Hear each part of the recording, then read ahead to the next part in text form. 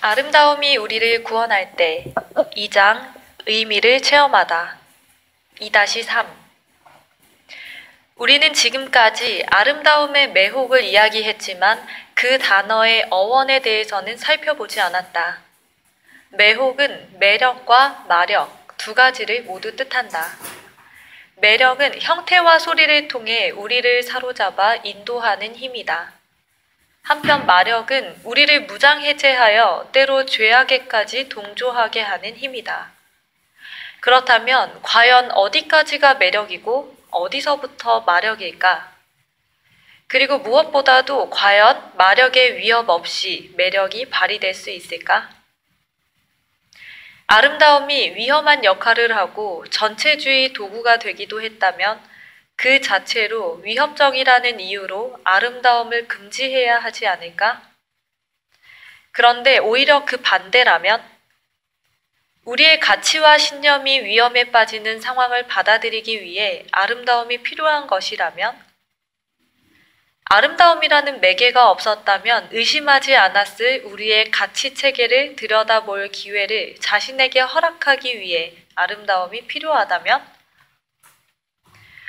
오늘날 알베르 카뮈의 이방인 같은 소설의 투명하고 독특한 아름다움을 음미하는 것은 실존을 바라보는 부조리한 시선의 가능성을 엿보는 일이기도 하다. 이 소설에서 주인공은 어머니의 죽음을 마치 일기예보처럼 건조하게 언급하고 단지 햇살이 눈을 찔렀다는 이유로 살인을 저지른다. 생명의 가치를 존중하고 사랑하는 사람을 잃을까봐 두려워하는 평범하고 도덕적인 사람들에게 이방인의 반영웅 메르소의 태도는 낯설고 비인간적이며 납득할 수 없는 것으로 다가온다. 이야기는 사실적이고 이성적으로 묘사되지만 그의 태도는 끝까지 이해할 수 없는 것으로 남아 그의 광기를 입증한다. 하지만 이 소설은 너무도 아름답고 너무도 철두철미하게 혁신적이며 카뮈의 문체는 너무도 명징하고 관능적인 데다 햇살이 쏟아지는 알제리의 분위기가 너무도 잘 표현되어 있어서 우리는 낯선 가치의 친근함을 느끼게 되며 심지어 압도된다. 메르소는 어머니의 장지에서도 울지 않는다. 그는 무엇보다도 더위에 짜증이 난 것처럼 보이고 니코틴에 대한 욕구를 채우고 싶어 전전긍긍한다. 이튿날 그는 한때 직장 동료였던 아가씨를 만나 그녀와 몸을 섞는다. 죽은 엄마에 대해서는 아무 생각도 없는 것 같다. 그는 별다른 이유도 없이 아랍인 남자를 죽이고 움직이지 않는 그의 시체에 총질을 해댄다. 우리는 그를 비난하고 증오해야 마땅하지만 마음 한쪽에서 그를 이해한다. 이것이 바로 소설의 힘이다. 카뮈의 문장이 워낙 아름답고 극적인 구성이 치밀해서 이방인에게 이런 연민이 생기는 것이다. 이 친밀함의 결과는 무엇인가? 가치에 대한 태도에 실질적인 변화가 일어나지는 않더라도 감성의 확장 혹은 더 정확히 말해 내면의 확장이 일어난다. 미적 감동을 경험할 때 우리 내면에 그것이 열린다. 아무리 순식간에 닫혀버린다 해도 상관없다. 그것은 생명의 움직임 자체이기 때문이다. 내면에 휘젓는 감성의 생명력을 느끼기 위해 우리에게는 아름다움이 필요하다. 하지만 내면적 삶에 새로운 가능성을 부여하는데 이런 접촉이 지속적일 필요는 없다. 그 접촉이 그저 찰나의 움직임일 뿐이라 해도 우리는 아름다움의 놀라운 힘에 화들짝 깨어나 더욱 생생하게 살아있게 된다. 우리가 타자의 가치에 시험받는 상황을 용납하겠는가? 아마도 그렇지 않을 것이다. 우리는 오직 아름다움 안에서 아름다움 덕분에 세상을 향해 자신을 연다.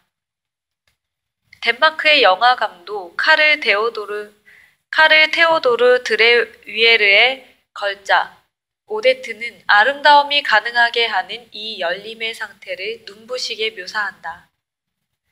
이 영화에는 시골에 사는 아버지와 세 아들이 등장한다. 장남은 결혼해서 두 아이를 두었고 둘째 아들은 한 아가씨와 사랑에 빠졌으나 그녀의 부모가 결혼을 반대한다. 셋째 아들 요한은 자신이 예수 그리스도라고 믿고 아침마다 산으로 이웃마을로 설교하러 간다. 처음에 그는 미치광이나 바보처럼 보이지만 결국 이틀 전에 죽은 형수를 살려내고 점차 진정한 예수로 인정받게 된다. 이 영화의 과격한 기획은 이처럼 관객이 예수의 기적을 보게 하는 데 있다. 각 장면은 지극히 정교하게 구성되어 있으며 조명과 장면 연출 효과를 통해 요한을 바라보는 시선의 변화가 장엄하게 표현된다. 이 흑백 영화는 놀랄 만큼 느리고 말할 수 없이 아름답다. 특히 하느님의 말씀을 전하기 위해 자주 언덕을 헤매는 요한은 우리 눈앞에서 예수가 되어가고 있는 것처럼 보인다. 요한의 말을 듣고 죽은 여자가 눈을 뜨는 마지막 장면. 아마도 영화사에서 유명한 마지막 장면 가운데 하나일 것이다. 에 이르기까지 말로 표현되는 것은 거의 없고 모든 것이 오직 시각적으로 제시될 뿐이다. 예수는 이제 우리 가운데, 우리 앞에 있다. 우리 눈앞에서 그는 죽은 여인이 눈을 뜨게 한다. 이 영화의 아름다움에, 장면 연출의 형식적 완벽함에 감동한다는 것은 곧 그 미적 쾌락의 순간에 신비주의적 세계관의 유혹을 받는다는 것을 뜻한다. 아무리 철저한 현실주의자라 할지라도 오데트의 아름다움을 느낀다면 문득 자기 안에 잠자던 신비주의자를 발견하게 될 것이다. 그의 마음속 깊은 곳에는 신비주의가 될 가능성이 존재해 왔던 것이다. 하지만 아름다움이 아니었다면 그는 자기 존재에 대해 한치의 의심도 하지 않았을 것이다. 우리는 다른 장르의 영화를 볼 때면 다른 유형의 열림을 경험한다. 왜 우리처럼 정직한 시민이 브라이언 드팔머 감독의 스카페이스나 프랜시스 포드 코폴라 감독의 대부 같은 폭력적인 영화를 보며 그토록 깊은 미적 감동을 체험하는 것일까? 영화가 상영되는 동안 우리는 이성과 도덕이 비난하는 행동의 우호적인 목격자가 되거나 그 부정적인 가치에 관대해진다. 이런 영화는 폭력이 지배하는 세상, 마약 밀매, 조직 범죄, 가정폭력, 남성 우월주의, 우정의 이상화와 배신에 대한 두려움과 폭력에 매료되고 폭력을 미화하는 태도 사이를 오간다. 그렇다면 과감하게 이런 단순한 질문을 던져보자. 우리가 이런 것들을 아름답다고 느끼는 것은 과연 무엇을 의미하는가? 이 질문에 대한 가장 통상적인 대답의 근거는 아리스토텔레스가 말한 카타르시스 개념이다.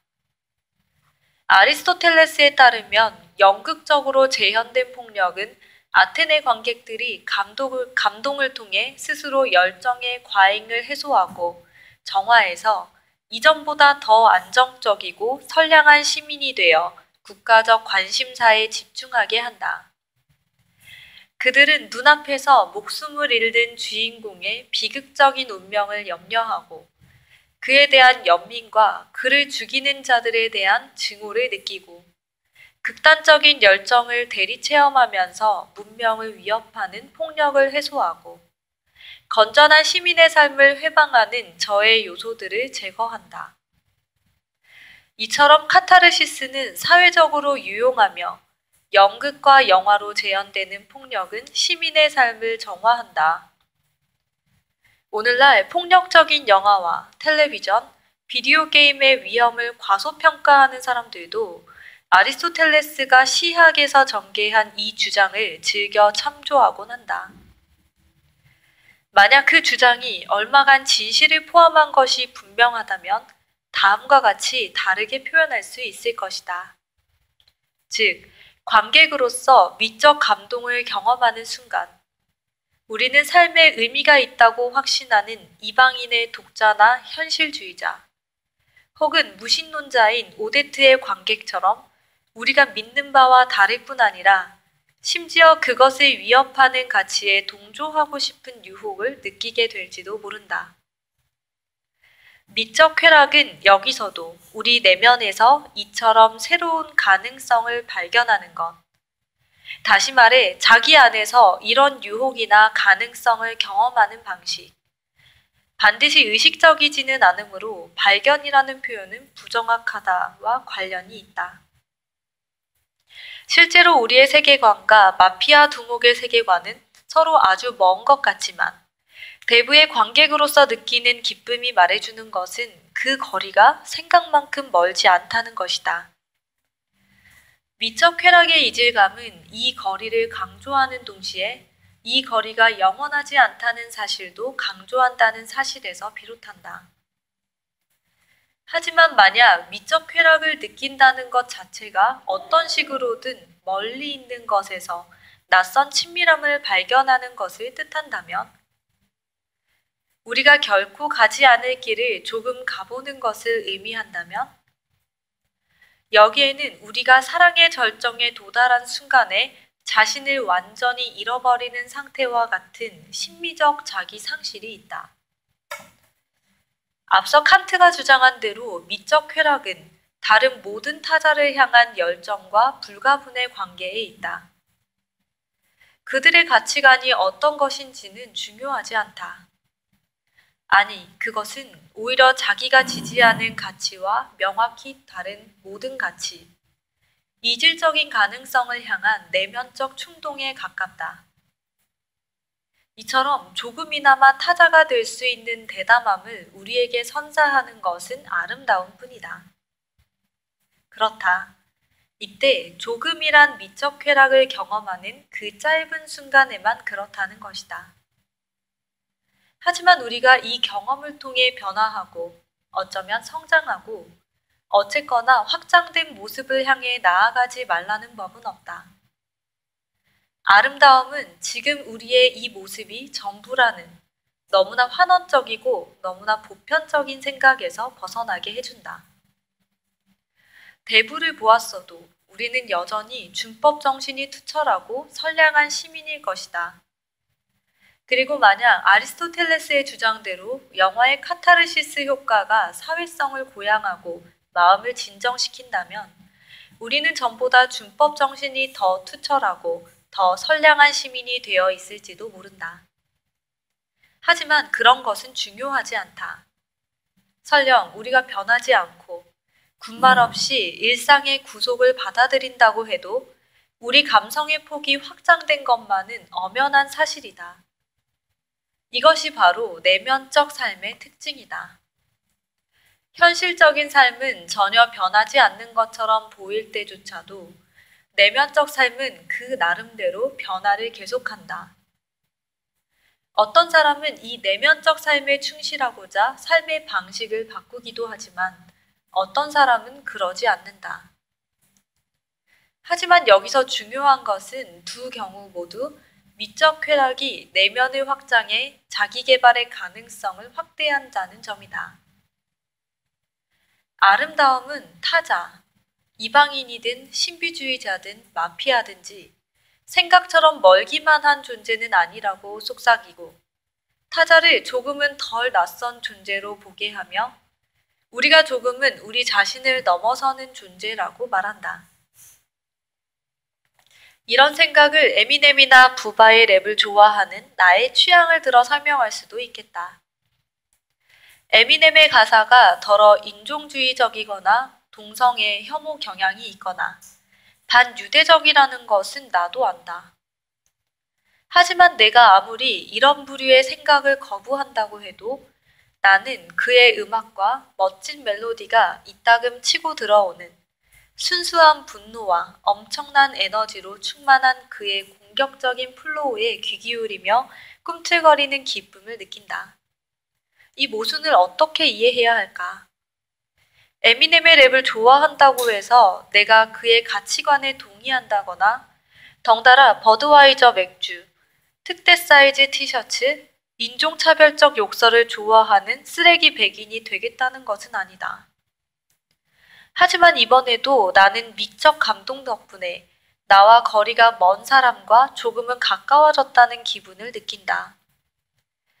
결국 동성애 혐오자이며 인종주의자인 쓰레기 백인은 여태껏 내가 그렇게 생각해왔듯이 딴 세상 사람처럼 먼 존재는 아닌 것이 된다.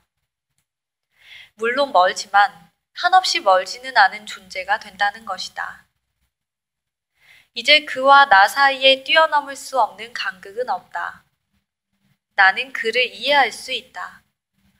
그렇다고 그가 놓여있는 상황을 정말로 진지하게 고민하고 내가 다른 곳에서 태어나 다른 문화에서 성장했더라면 나 역시 삶에 굴복하지 않으려고 쓰레기 백인이 되는 것 말고는 다른 가능성이 없었으리라는 생각에 동의한다는 것은 아니다.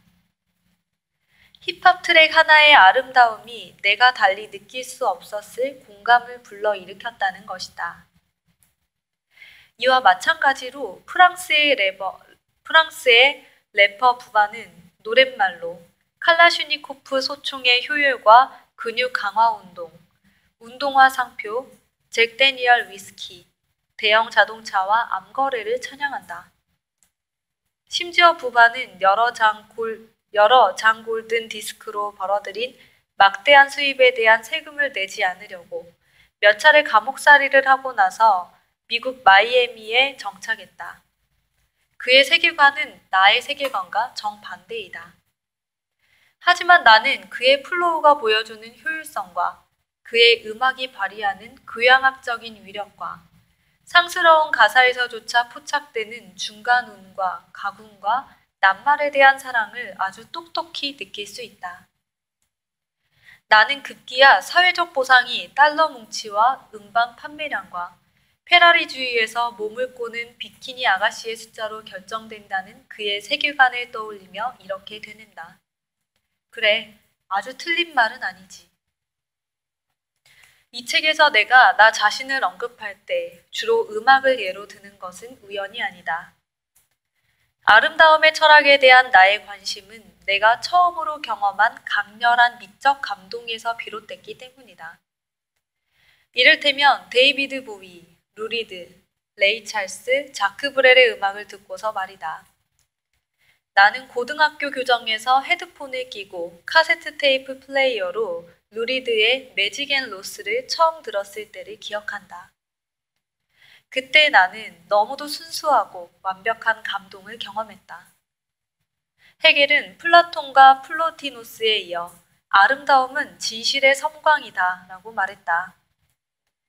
나는 이 명제를 몇 년 뒤 고등학교 졸업반 수업에서 철학 선생님의 입을 통해 처음 들었다. 그분은 느지막이 철학교사 자격을 얻기 전에는 파리 중앙시장의 창구 직원이자 카운트 베이시 밴드의 콘트라베이스 연주자였다. 아름다움은 진실의 섬광. 그것이 바로 루리드를 처음 들었을 때 내가 느낀 바다. 그 감동이 내게 깨닫게 해준 것은 무엇일까? 두 가지다. 첫째, 내 삶과 내가 그렇게 되어야 한다고 생각하는 내 삶 사이에는 거리가 있다. 즉, 실제의 나와 되고 싶은 나 사이에는 거리가 있다. 둘째, 이 거리는 무한하지 않다. 따라서 미적 쾌락은 이중의 효과를 발휘한다.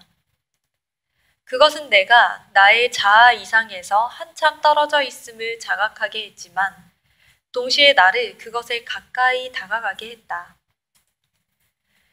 자동차 라디오에서 불쑥 흘러나온 노래에 류시의 마음이 새로운 희망으로 부풀었을 때도 이와 같았을 것이다. 아름다움 덕분에 갑자기 내게 조금 더 가깝게 잡힐 듯이 느껴진 것은 알제리 오랑의 이방인이나 이탈리아 마피아나 미국의 쓰레기 백인이 아니라 바로 나의 자아 이상이었다. 나는 가장 터무니없는 꿈속에서 내가 되고 싶어 한 사람을 향해 한 걸음 다가가는 듯한 기분이 들었다.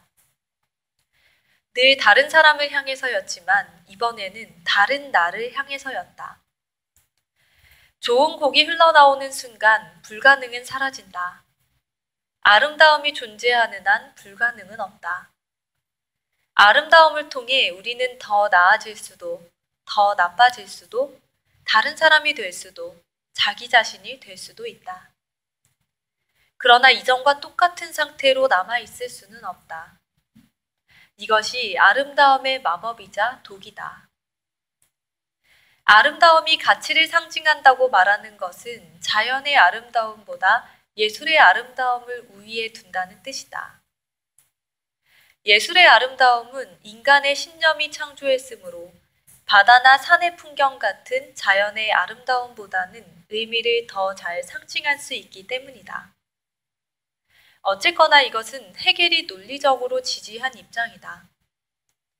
헤겔에 따르면 예술의 아름다움이 훨씬 더 흥미로우며 거기에는 인간의 영혼에서 벌어지는 모든 것, 예술가는 작품의 재료에 그중 일부를 새겨 넣을 수 있다. 풍부하게 들어있다. 하지만 나는 헤겔의 이런 견해와 달리 자연의 아름다움, 예술작품이 아닌 모든 형태의 아름다움이 보여주는 상징적 성격에 주목해야 한다고 생각한다. 끝났어요?